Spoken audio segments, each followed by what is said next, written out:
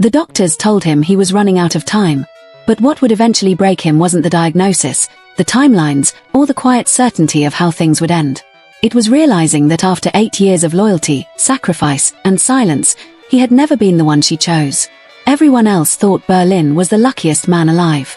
Standing beside one of F-City's most powerful women, admired for his patience, respected for his consistency, praised for staying when everything collapsed. From the outside, his life looked like proof that devotion still mattered. But the truth was far less comforting, and it had been hiding in plain sight the entire time. People in F-City liked to say that success ruined everything it touched. Relationships especially. Money sharpened egos, power exposed insecurities, and love, if it existed at all, usually became negotiable once ambition took over. Yet for years, whenever someone wanted to argue that real loyalty still existed, they brought up Berlin and Jazmin Martinez.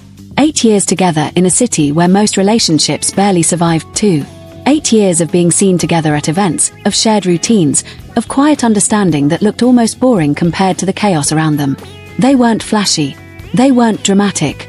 And that's exactly why people believed in them. Stability, after all, is convincing when you don't look too closely. When Berlin first met Jazmin, none of this seemed possible. She wasn't powerful then. She wasn't admired. She was barely holding herself together. The Martinez family name, once respected, had fallen apart so quickly that people whispered about curses and bad luck. One failed deal triggered another, and within months the business her family had spent decades building was drowning in debt. Creditors circled. Former allies distanced themselves. Friends stopped calling. And her father, crushed by the pressure and the shame, offed himself, leaving Jazmin with grief she didn't know how to process and responsibilities she hadn't asked for. Her mother's health declined soon after, trapping Jazmin between hospital corridors and legal paperwork that never seemed to end. It was in that moment, when almost everyone else walked away, that Berlin stayed. He didn't arrive with dramatic promises or bold declarations. He didn't tell her everything would be fine. He just showed up. He helped organize documents when her hands shook too much to focus. He handled phone calls she couldn't bring herself to answer. He made sure she ate something on days she forgot. At first, Jazmin didn't think of him as anything permanent. She had just lost too much to think that far ahead. And when Jason, her childhood friend and first love, quietly left the country the moment things started falling apart, Berlin assumed that was the end of that chapter. He didn't know he was stepping into a story that never truly closed. Back then, people barely noticed Berlin. He wasn't impressive on paper. No powerful last name. No family connections. No resume that screamed future success. He worked quietly, avoided attention, and never pushed himself to the front of the room. Some people even mocked him behind his back, calling him a placeholder, a temporary comfort Jazmin would eventually outgrow once her life stabilized. Berlin heard those whispers. He just didn't argue with them. In his mind, staying mattered more than being acknowledged. If he could make her life easier, that was enough. Or at least, he convinced himself it was. Months passed. Then years. And without either of them really noticing, something fragile turned into something familiar. Jazmin began to rely on Berlin in ways she didn't rely on anyone else. She trusted his judgment. She listened when he spoke. She leaned on him during moments of doubt, even as her circumstances slowly improved. Berlin, in turn, made choices that quietly reshaped his own life. He turned down job offers that would have taken him out of the city because she needed consistency. He stayed up late helping her refine business plans, even though his name never appeared anywhere official. When her first attempt at rebuilding failed, he absorbed the disappointment with her, never once suggesting she quit. Love, he believed, was about endurance. By the 5th year, the story had changed. The Martinez Corporation didn't just recover, it surged. Investors returned. Media narratives shifted from tragedy to resilience. Jazmin's face appeared on magazine covers, her words quoted as inspiration. The same people who once avoided her now laughed too loudly at her jokes, eager to be seen in her presence. And through all of it, Berlin remained where he always had been. Half a step behind. Holding doors open. Remembering names. Solving problems before they ever reached her. People stopped mocking him and started admiring him. That guy stayed when she had nothing, they'd say. That's rare. Berlin heard those words and told himself they meant something more than they probably did. Publicly, Jazmin never denied him. When colleagues teased her about marriage, she smiled and deflected with humor. She'd say things like, "In this lifetime, I'm clinging to him," and the room would soften instantly. Cameras caught those moments and turned them into headlines about loyalty and devotion. Fans speculated. Comment sections filled with praise. To the outside world, they were proof that success didn't have to destroy love. But privately, something remained untouched. She never talked about the future in concrete terms. No shared plans. No timelines. No language that suggested permanence beyond the present moment. Berlin noticed, of course. He just chose not to challenge it. Asking questions felt dangerous. Silence felt safer. Berlin became skilled at convincing himself. He told himself love didn't have to be loud.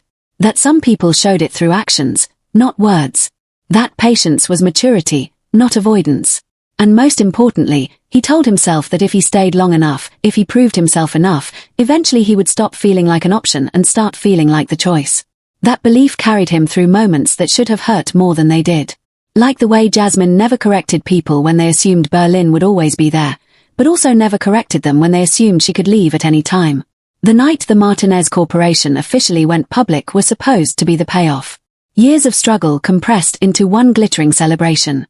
The venue overflowed with executives, investors, and journalists eager to attach themselves to success. Berlin arrived late, his steps slower than usual, his face paler than anyone noticed.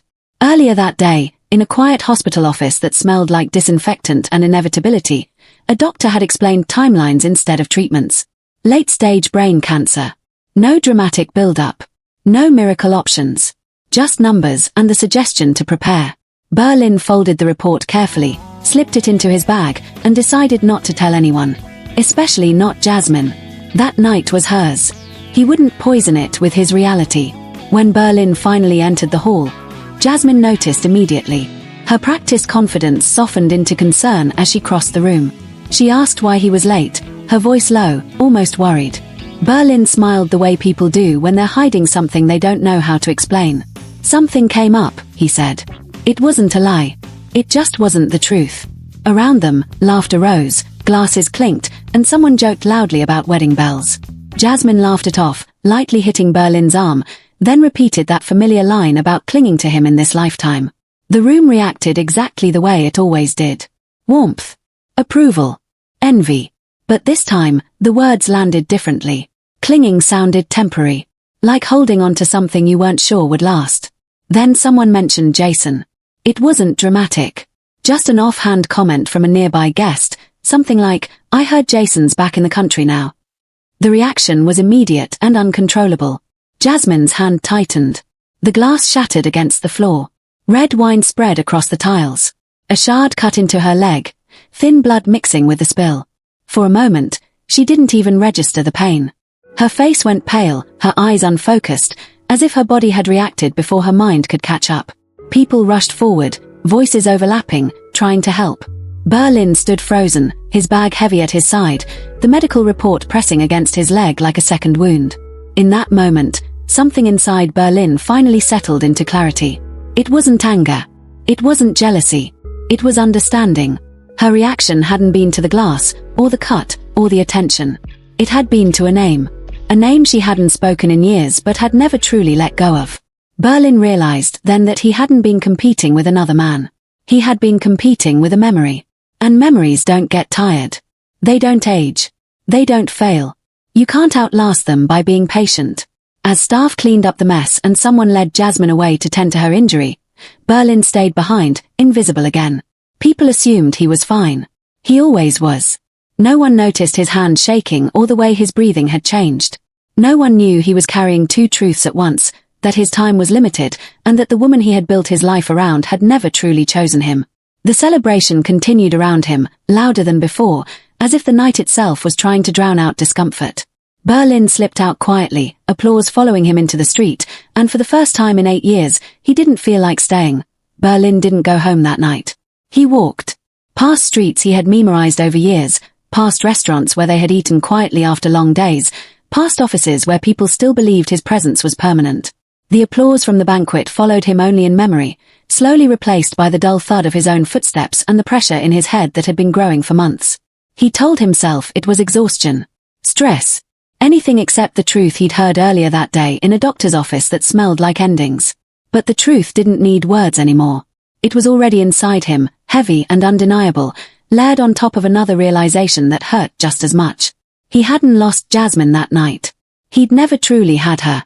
For years, Berlin had lived in the comfort of almost loved, almost chosen, almost permanent. It was easy to confuse proximity with importance, especially when people around you kept reinforcing the illusion. Everyone praised his patience. Everyone admired his loyalty. No one ever asked him what it cost. He had built his life around being useful, dependable, invisible when necessary. And Jazmin had allowed it because it made her life easier, not because it fulfilled her heart. That distinction was subtle, but once seen, impossible to ignore. The shattered glass at the banquet hadn't revealed anything new. It had simply exposed what Berlin had been avoiding. By the time he reached the river, dawn was beginning to thin the darkness. Berlin sat on a cold bench and finally allowed himself to think clearly. About the early days, when Jazmin cried quietly in the kitchen because she didn't want him to see. About the nights he stayed awake listening to her breathe, afraid she might disappear the way everything else had. About how often she talked about responsibility, pressure, survival, but never about desire. Never about wanting. He realized that in 8 years, she had never once said she was afraid of losing him. And that absence spoke louder than any promise she'd ever avoided making. When Jazmin woke up later that morning, her first instinct was to reach for her phone. Messages flooded in. Congratulations. Apologies about the glass. Jokes about her dramatic reaction. But there was nothing from Berlin. That unsettled her more than she expected. He was always there. Always responsive. Always available. She told herself he was probably asleep, exhausted from the long night.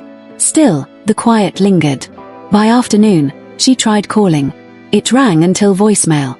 She frowned, annoyed more than worried, and sent a short message asking where he was. Hours passed with no reply. The irritation slowly shifted into discomfort, then into something she didn't quite want to name. When Berlin finally returned home that evening, Jazmin was waiting. She stood near the window, arms crossed, expression carefully neutral. She asked where he'd been. He told her he needed space. The words sounded strange in his mouth, like a language he'd never been allowed to speak. Jazmin stared at him for a moment, surprised, then defensive. She reminded him how busy things were, how stressful the launch had been, how she'd hurt herself and needed support. Berlin listened, nodding automatically, until he realized he was doing it again, erasing himself to maintain balance. That night, for the first time, he didn't apologize. Instead, he asked a question he'd avoided for years. Not about Jason. Not about the future. Just one simple thing. If I wasn't here, he asked quietly, what would change for you? The silence that followed was answer enough. Jazmin opened her mouth, closed it, then spoke about logistics. About schedules. About convenience. She never said she'd miss him. Berlin felt something inside him settle, heavy but calm. He thanked her for her honesty and walked into the spare room. Jazmin watched him go, confused and unsettled, unsure why she suddenly felt like she was losing control of something she'd always assumed would stay. Over the next few weeks, Berlin changed in small ways that were impossible to ignore. He stopped rearranging his schedule around Jazmin's. He declined invitations without explanation. He spent time outside the routines they'd built together. Jazmin noticed and didn't like it. She accused him of pulling away, of being distant, of creating problems when everything was finally going well. Berlin didn't argue. He didn't defend himself. He simply listened, the way he always had, except this time he didn't absorb the blame. He had already accepted something deeper. That love you have to negotiate for isn't love at all. Meanwhile, rumors started circulating. People noticed Berlin's absence at events. Whispers spread about tension behind the scenes. And then Jason's name surfaced again, this time louder. Reports claimed he'd been seen at industry gatherings, reconnecting with old contacts. Some even said he'd reached out to Jazmin directly. Jazmin dismissed it publicly, insisting the past was the past. Privately, however, she found herself thinking about him more than she wanted to admit. Not because she planned to act on it, but because the unresolved parts of her life had a way of resurfacing when things felt unstable. Berlin's emotional distance unsettled her more than Jason ever could. Berlin, on the other hand, felt strangely calm. The diagnosis hadn't changed. The headaches were worse. The fatigue deeper. But emotionally, something had lifted. For the first time in years, he wasn't performing loyalty. He was simply existing. He scheduled another appointment, began quietly organizing his affairs, and wrote letters he wasn't sure he'd ever send. One of them was for Jazmin. He didn't blame her. He didn't accuse her.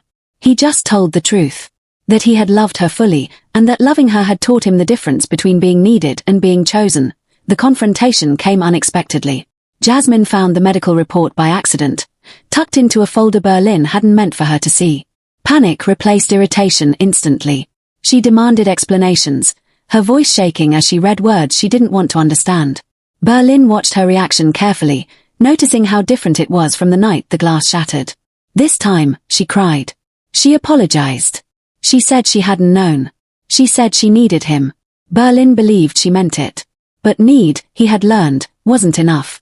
Jazmin promised to be there. She talked about doctors, treatments, possibilities. She talked about the future again, this time with urgency. Marriage came up for the first time, not as a joke but as an idea. Berlin listened quietly, feeling the irony settle in. When time felt unlimited, he was optional. When time ran out, he became essential. That realization hurt more than the illness ever could. He told her he appreciated her concern. He told her he knew she cared. And then he told her he wouldn't stay out of fear. Jazmin stared at him like he'd spoken a language she didn't understand. Their final weeks together were gentle but distant. They spoke politely, carefully, like people aware they were approaching an ending neither could rewrite. Jazmin tried to reconnect, to recreate intimacy, but something fundamental had shifted. Berlin no longer needed her validation to feel whole. When Jason officially reached out, Jazmin didn't respond. Not because she was loyal, but because she was afraid of what it would confirm. Berlin noticed and said nothing. He had already made peace with the truth. Some people enter your life to save you. Others stay long enough to teach you what saving yourself looks like. On a quiet morning, Berlin left before Jazmin woke up. He didn't take much. Just a bag, his letters, and the certainty that he had lived honestly, even if the world misunderstood him. Jazmin woke to an empty apartment and a note on the table. It wasn't dramatic. It didn't explain everything. It simply thanked her for the years they'd shared and wished her a life filled with clarity. She read it over and over, the weight of what she'd taken for granted finally settling in. Berlin's story never became public. There were no headlines. No dramatic revelations. People assumed he left quietly, the way he'd lived. Jazmin continued her rise, successful and admired, but something about her changed. She spoke less about loyalty and more about timing. And sometimes, when asked about Berlin, she paused longer than necessary before answering. Because long after success fades and applause quiets, the truth remains simple and unforgiving. The people who stay when you have nothing are rare. And realizing their value too late is a loss no amount of power can undo. Berlin's new life wasn't loud. There were no grand gestures, no dramatic exits, only a slow, deliberate reassembling of himself from pieces he hadn't known were broken. He moved into a small apartment far from the district he and Jazmin had frequented, a place with quiet streets, sunlight spilling through wide windows, and a kitchen he could finally claim as his own. He began simple routines first. Morning coffee at exactly 7, walks that lasted until the sidewalks emptied, evenings spent reading or journaling about memories he hadn't dared face. Every detail was intentional, a reclamation of the autonomy he'd surrendered for a life that had been more obligation than choice. The first week was easy. The second brought reminders of what he had left behind, an old favorite cafe, a friend who casually mentioned Jazmin, a street corner where he'd once waited hours for her call. He welcomed these pangs not as torment but as markers of growth, evidence that attachment had been real, and real things leave traces. Berlin wrote letters he never intended to send, cataloguing thoughts and feelings he had suppressed for years. Gratitude for lessons learned, sorrow for time lost, admiration for the strength it took to let someone go without bitterness. By the third week, even the headaches had softened, as if his body, too, recognized that the tension he'd carried had been emotional as much as physical. Then came the invitation he didn't expect. An email, addressed formally, yet tinged with a personal warmth he couldn't ignore. Jazmin was launching a new project, something ambitious, requiring collaboration, strategy, and oversight, and she had requested Berlin's input. The initial impulse was to ignore it, to preserve the fragile equilibrium he had built. But curiosity, that quiet itch he hadn't felt in years, pulled him in. He read her proposal, carefully phrased, thoughtful, but also full of reminders of her habitual style, detail-oriented, meticulous, almost impossibly demanding. The temptation wasn't about work. It was about witnessing her brilliance without becoming trapped in the emotional entanglement he'd left behind. Berlin agreed, cautiously, on one condition: professional boundaries. No personal conversations, no lingering meetings, no shared history. Jazmin hesitated, then agreed, surprised at his firmness. Their first session together was electric in a way neither anticipated. She moved with energy, presenting ideas, while he responded with precision and insight. The office buzzed around them, but they were in a bubble. Two people connected by years of knowledge, untainted by old dependence. By the end of the day, Berlin realized the exhilaration wasn't about the project alone. It was about recognition, mutual respect, and the thrill of being seen on his terms for the first time in nearly a decade. Outside work, Berlin's life expanded in unexpected directions. He took up long walks in parks, sometimes sketching scenes in notebooks. He joined a small community of writers and artists who met weekly in a local cafe. Conversations were spontaneous, messy, and beautiful. He laughed more than he had in years, sometimes loudly, without self-consciousness. The routines that once anchored him to obligation were replaced with routines that nourished his curiosity and autonomy. Each day was an assertion.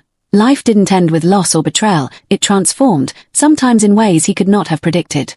Jazmin noticed the change immediately. He arrived at meetings with a calm confidence she hadn't witnessed in years, contributed insights that reshaped her project, and left punctually, never lingering in hallways or corners. She tried to pull him into debates about trivial office politics, but he remained elegantly indifferent. This frustrated her more than she expected. She realized that Berlin's detachment wasn't coldness, it was strength. Strength she had never fully respected when he had been available to absorb her fears, logistics, and constant recalculations. For the first time, Jazmin saw him not as an extension of her life, but as a force in his own right, independent and immovable. Evenings grew reflective. Berlin often stood by his window, looking out over city lights and thinking about what had been, what could have been, and what now existed. Time had a strange elasticity. Moments of happiness and pain blended seamlessly, creating a mosaic of lessons he could carry without fear. The city, once overwhelming and indifferent, felt intimate now, as if it recognized his presence not as a spectator, but as someone fully alive. He began small, deliberate projects, restoring old furniture, planting herbs on the balcony, reading books he had postponed. Each act was a quiet rebellion against the inertia of a past life. Then came the confrontation he had been avoiding, not with Jazmin, not with work, but with himself. One morning, he received a call from a doctor, a routine checkup result he had delayed. The voice on the other end was professional, precise, but delivered news that shifted something fundamental. His condition was stabilizing, not perfect, not without challenges, but manageable. For the first time, Berlin faced mortality not with dread but with acceptance. Life, it seemed, had granted him a rare second chance, to live fully, deliberately, without apologies or compromises. With this clarity came ambition. He considered projects he had abandoned, ideas he had buried under years of self-effacement. Berlin began drafting plans, setting goals that extended beyond survival into creation. A memoir, an art exhibition, community initiatives that mattered. His thoughts were no longer just survival-oriented. They were expansive, imaginative, and unapologetically bold. Each step reinforced a simple truth he had learned painfully. Autonomy and self-respect could not coexist with habitual acquiescence, and the freedom to choose was the greatest gift life could offer. Jazmin, inevitably, noticed the shift. She watched him from a distance at meetings, observed his interactions, and felt a strange mix of admiration and envy. Their history provided her with a unique lens. She could see both what she had lost and what he had become. Attempts to engage him personally were met with polite professionalism. Occasionally, she caught him looking out a window, lost in thought, untethered by old ties. It frustrated her desire for control, for influence, for affirmation. But it also reminded her of why she had ever cared for him.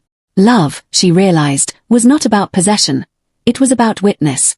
And Berlin's life now existed as a vivid witness to what it meant to choose oneself.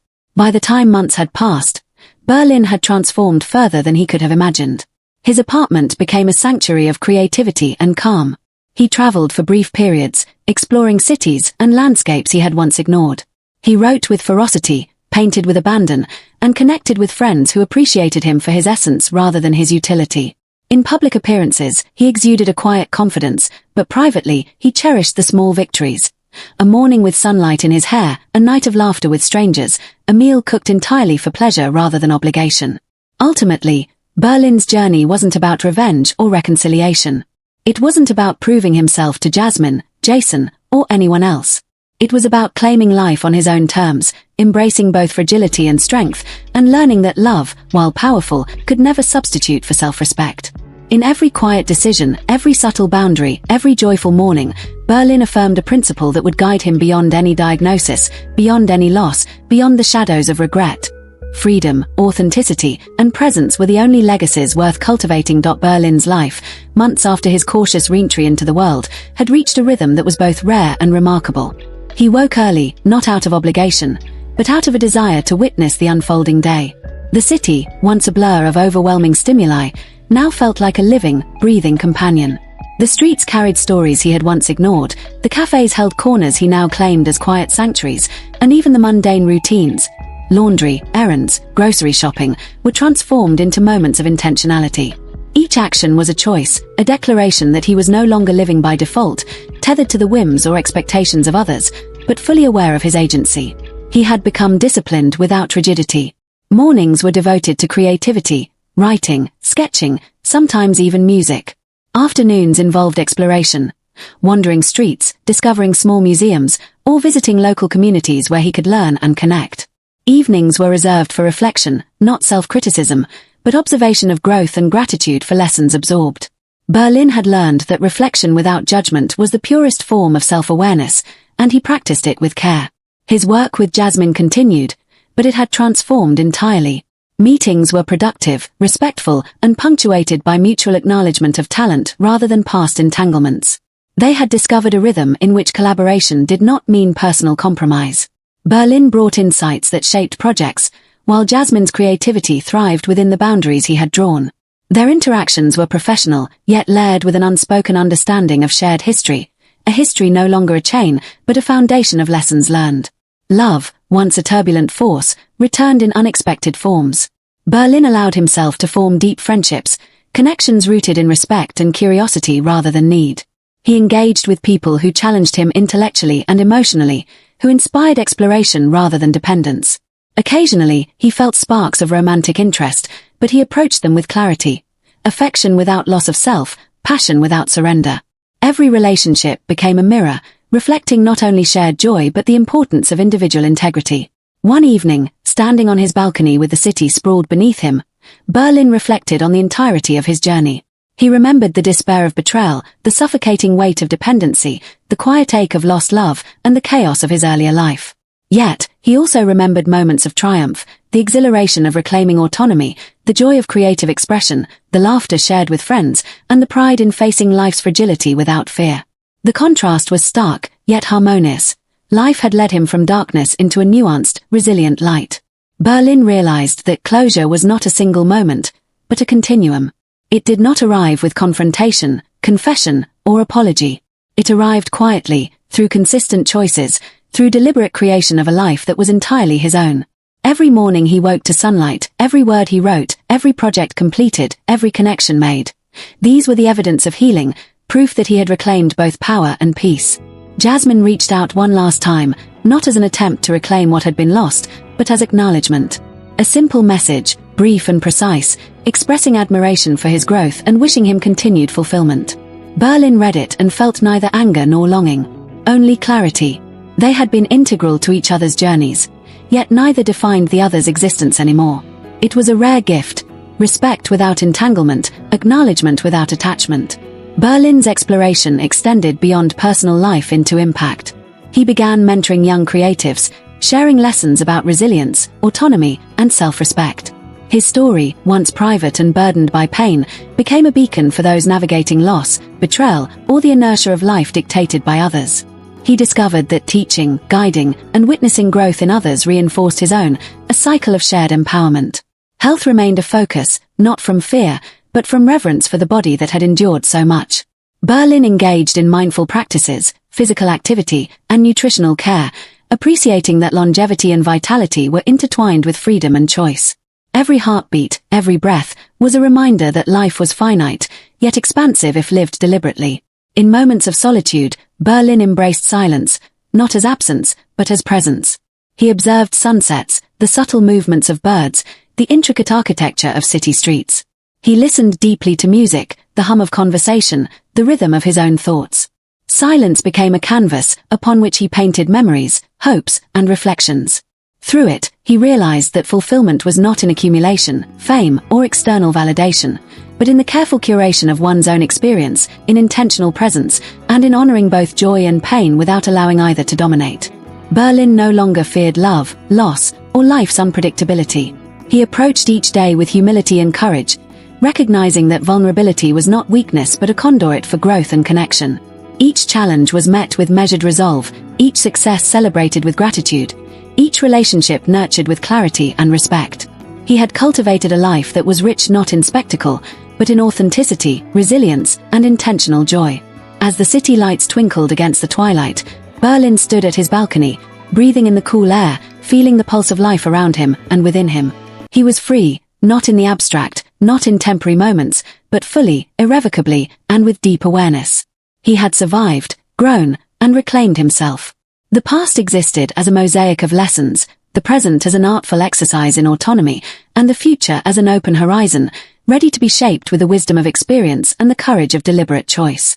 Berlin smiled, a quiet, expansive smile, knowing he had finally arrived, not at an end, but at a beginning of continuous becoming, fully alive, fully aware, and unshakably free. Berlin's journey was never just about overcoming betrayal or heartbreak, it was about reclaiming the essence of himself. Every struggle, every moment of doubt, every night of loneliness became a stepping stone, shaping him into someone who understood the profound value of autonomy, resilience, and self-respect. He learned that true freedom isn't the absence of hardship, but the ability to navigate life's challenges with clarity, courage, and intentionality. Through his experiences, Berlin discovered that closure does not come from others, it is cultivated from within. Healing is not linear. It is a mosaic of reflection, growth, and deliberate action. By embracing both joy and pain, he transformed suffering into wisdom and fragility into strength. Each connection, whether professional, romantic, or platonic, was no longer a source of dependence, but a mirror reflecting shared growth, mutual respect, and understanding. Berlin's story is a testament to the transformative power of choice. He demonstrated that even after betrayal and disillusionment, it is possible to create a life that is meaningful, intentional, and deeply fulfilling. He reclaimed not only his independence but also his capacity for love, curiosity, and authentic connection. In doing so, he became a beacon for others, proving that resilience and self-awareness can convert the darkest chapters into the foundation of a vibrant, purposeful life. In the end, Berlin's freedom was not just a personal victory, it was a declaration that life, with all its unpredictability, can be lived fully, deliberately, and without compromise. He had arrived at a place of inner peace, clarity, and profound empowerment, ready to embrace every sunrise as an opportunity to continue growing, creating, and living authentically.